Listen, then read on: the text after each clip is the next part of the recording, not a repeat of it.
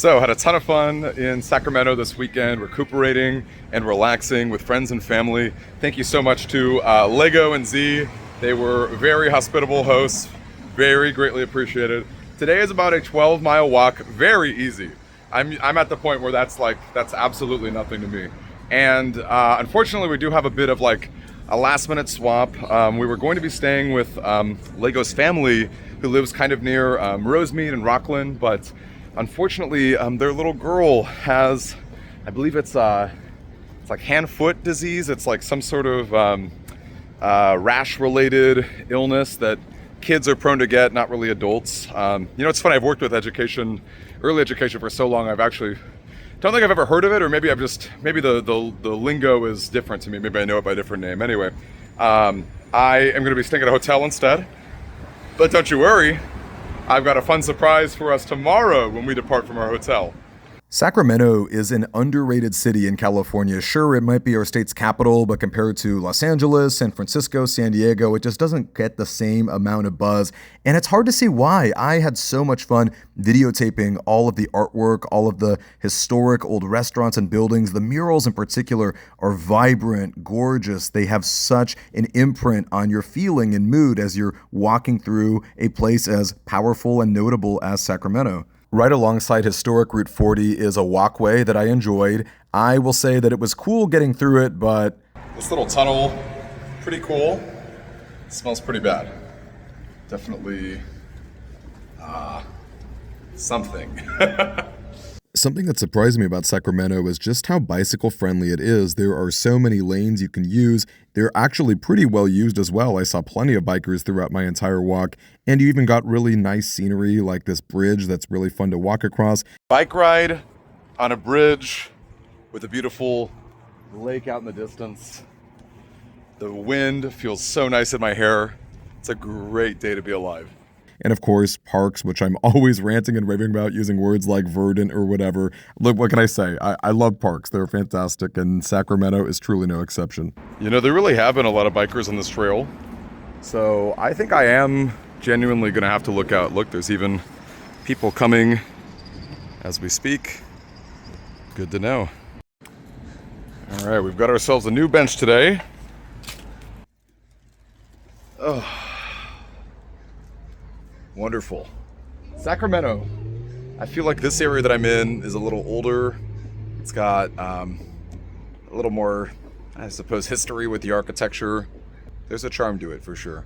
She speaks to me about the mud dauber wasp, reciting all that she learned from Encyclopedia Britannica 1970. The way it flies across the patio, moving bits of earth larger than one would imagine. She watches it build a nest beneath the eaves, a thing of beauty shining in her eyes. Also, you ever just think about flocks of birds hanging out together on power lines and then this one little one all by itself? This is definitely one of the more treacherous parts, for sure. There are crosswalks, thankfully, but yeah, definitely a little on the rougher side. Yeah, once I started going further away from Sacramento and more into the outskirts, I definitely started to encounter a little bit more sketchiness, at least in terms of me just being able to walk as a pedestrian. It's always a surreal feeling going up to a freeway and being so close to the line as far as where the cars go. It's something that you really take for granted when you're in the protection of a car. So I'm not really sure what all these orange dividers are. It's not like there's construction here. And it seems like it's blocking like a pedestrian path that I should be able to walk on. So I'm just going to stay within these orange boundaries. It looks like it's just a berth, but hard to say. Yeah, I'm just kind of like hugging the gate or the fence of this park and just trying to stay off the road as much as possible. The dividers, I guess, maybe they're for protection, but then, I mean, obviously people live out in this area, so yeah, I don't know what to make of this. From my perspective, the dividers could protect you from a car running into you on the side, but there's not really a lot of space there anyway due to all the vegetation, so it's kind of a weird moot point. It's definitely a no headphones day, at least for this part of the trek. Gotta be able to hear incoming traffic. It is strange to see the the orange dividers that I guess help as we walk, but in a lot of ways, it's kind of like taking up valuable space too, because this berth in front of me is not always available. You know, I was pretty nervous walking on the side of the road, but seeing someone else do it, I don't know. There's something in humanity about the confidence you get just to see one other person. Well, I kept on moving on, and I knew I was in the right area because I started to see sheep for no reason. I did end up going to my hotel. I stayed in the hot tub for a little bit, and then I saw a friend that I haven't seen in a very long time. Dude, it's been a minute, man. How are you? Holy cow. I'm so stoked that this is happening. This was not on my bingo board. Like, I'm freaking... I pretty much haven't seen my friend Dino since high school, and since he had a car, you know where we went. Leatherby's, of course, for the second time. I got myself some chicken strips. He got himself a burger. The staff was always great, and you know it's a great spot because they gave me a pitcher of water. They know that I was just going to drink everything after I went for my third refill. Nice. Get you in here. Oh, yeah. Oh, yeah. That drippy, goopy, beautiful stuff, man. It's always a good time for ice cream, and after I said my goodbye to Dino, it was off to the next start. So I'm right in front of the La Quinta Inn that I stayed in last night. Take a look what's directly next to me. That's right, baby. In-N-Out. Only the third or fourth time I've had it on the trip, and again, there's my hotel. Funny stuff. Now, I was really hoping that I could achieve like a small goal of mine, which is to be the first person to eat at an In-N-Out on a given day. I was really excited for this. They say online that it opens at 10:30, but I'm looking at people in the drive-thru lane and I'm like, okay, I guess not. I guess 10 o'clock is when they open. It's hard to say. Or maybe In-N-Out has just like their secret menu, maybe they've got a secret opening time as well, but whatever. We're gonna start today strong. So I did realize that 10:30 is the opening time, and it was not 10:30, but whatever. I entered, had a great time. I was surprised to see so many veterans, and it turns out that for Veterans Day, In-N-Out has a really special offer where they give you quite a bit of extra food. I thought that was really cool. And throughout the month of November, they give up to $300,000 for homeless causes, which is incredible. So today I thought I'd mix it up by showing you something a little bit different. We've got Flying Dutchman, which is 2 patties combined with cheese, and this is considered animal style fries. I usually just get well done fries and put the spread on it, but this has got cheese, a little extra onion. Now that I was fed, it was time to get going, and I don't know if it was just the contrast between the overcast sky and all the great big trees, but I felt like this was one of the more scenic spots that I ended up visiting on my trip, which is funny because it's just Sacramento, but there are so many creeks, ponds, tons and tons of vegetation, and I'm the biggest fan of that. You really don't see a lot of this type of scenery in Southern California, so just goes to show how big and grand a state like California truly is. For a quick treat, I ended up inside of a fairly unique fast food spot, and I wonder if you'll be as interested in this as I was. Okay, we are inside A&W's, which is very rare in Southern California. I don't know about you where you live, but that's a pretty cool thing. Check it out. We got ourselves a root beer float. There's ice cream inside of it, so you know I'm in. But, you know, A&W is known for their root beer. Like, that's the brand that you see in many, many stores around. So let's see how it is. It tasted like a root beer float. So we've still got about another 4 hours or so to go. We are near Citrus Heights, which is kind of on the outskirts of Sacramento, but still really a part of Sacramento itself. You'll still see signs that say, you know, Sacramento Public Library or whatever. And in fact, tomorrow we'll be at the Hard Rock Hotel, which I'm very excited about, and that's considered to be the Sacramento location despite the fact that it's in Wheatland. So all that to say, we are still pretty much in Sac, and we have a few options today. The earlier, closer option is also the more interesting one, and that is the Thunder Valley Casino and Ranch. I have a lot of thoughts about that. On one hand, it would be really fun for visuals as far as like our video recap goes. And again, being closer is nice for stamina. It also gives me more time to edit and send emails and do that important stuff. I'm just a one-man team, so that kind of stuff does really matter. But on another hand,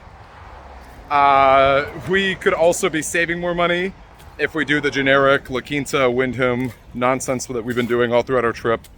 And also, like, I don't know that a casino really fits the vibe check of a fundraising walk.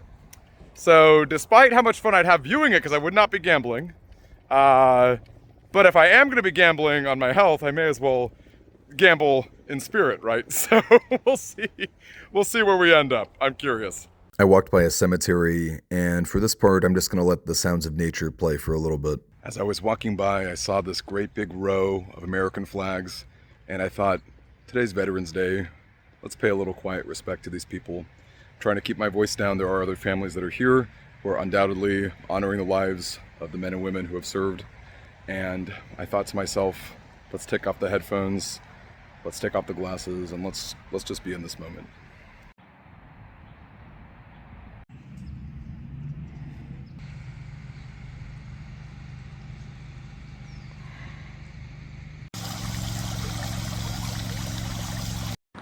You know, of all the benches that I've sat on, this one might just be the oldest and coolest. I love this historic feeling here in Roseville.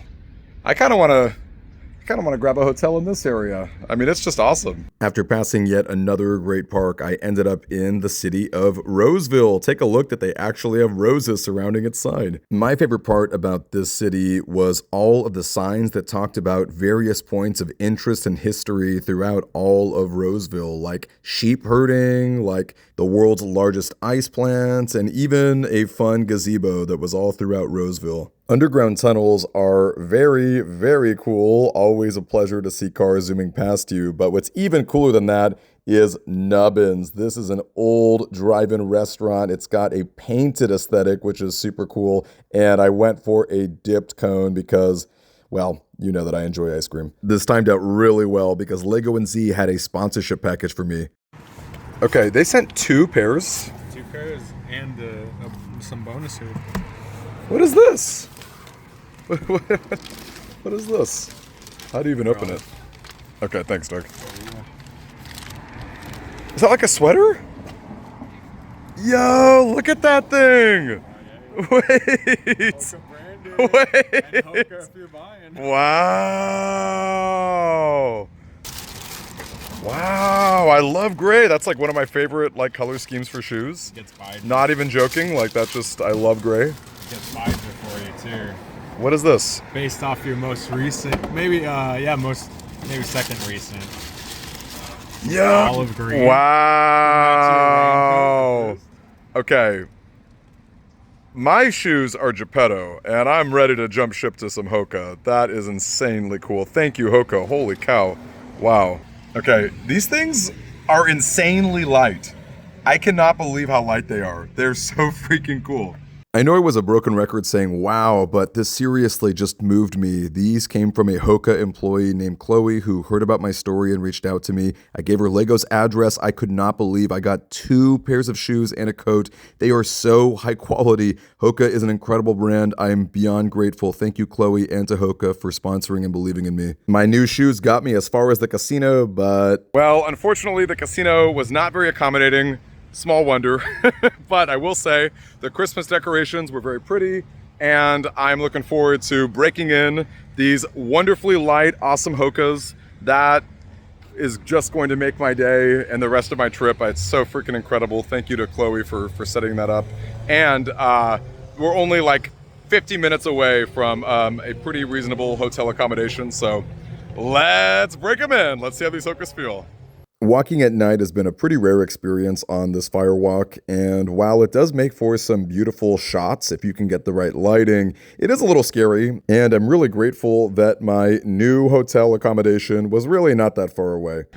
Okay, I'm freaking out here, and I wish that I were streaming because the reaction that I had was so pure and beautiful. So, as you know, this was Plan B. I was hoping to stay at the casino area.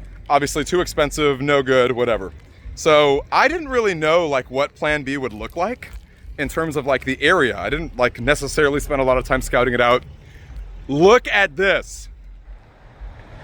This is the third Leatherby's.